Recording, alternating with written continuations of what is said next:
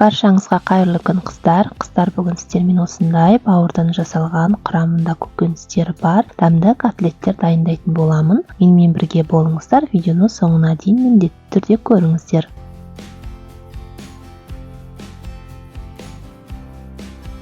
Бізге қажетті заттар: 2 осындай картоп, 1 пияз, 1 сәбіз және 2 бас чеснок керек болады. Барлығын алып, осылай майдалап турап, ет тартқыштан өткізіп аламыз. Видеода көрсетілгендей барлығын жасаймыз. Сол кезде біздің котлеттеріміз дәмді болып шығатын болады.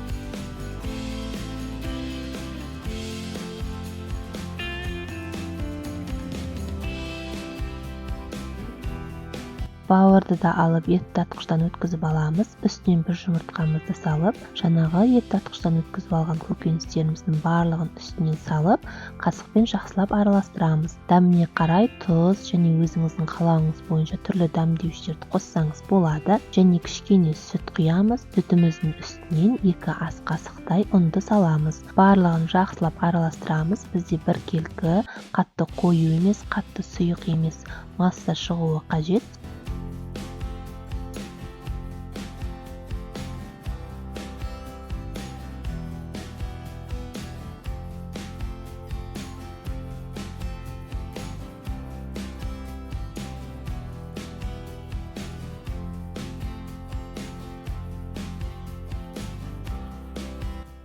Енді табамызды алып, қажет мөлшерде майымызды құйып, қыздырамыз. Қызғаннан кейін котлеттерімізді осылай 1 қасықтан салып шығамыз. Бірінші жағы піскеннен кейін, ақырын ғана екінші жағына аударып, қызыл, әдемі цветке енген кезде барлығын сүзіп майдан пісіріп алатын боламыз. Видеоны соңына дейін көріп, маған қолдау білдіріп отырыңыздар. Егер менің арнама тіркелмеген болсаңыз, міндетті түрде тіркеліп алыңыз. Алдағы уақытта оңай рецептерді шығаратын боламын. Міндетті түрде майдың астындағы отқа мән беріңіздер, қатты қызып кетпесін.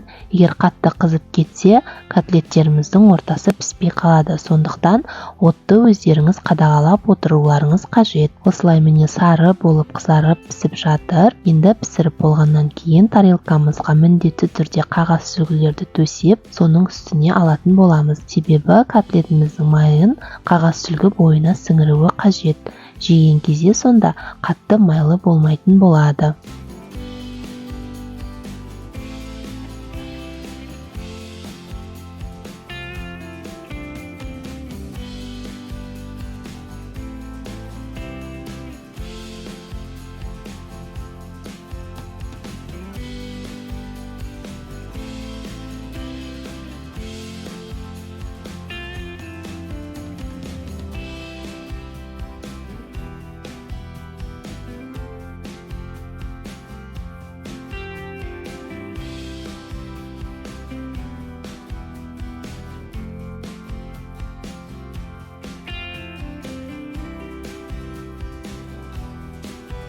Міне біздің котлеттеріміз осылай пісіп шықты, өте дәмді болады. Сізде жасап көріңіз, міндетті түрде жақындарыңызға ұнайды деген ойдамын. Менімен бірге болғандарыңызға рахмет. Сіздермен бірге болған әдемі. Менің келесі видео рецептерінде кездескенше аман сау болыңыздар.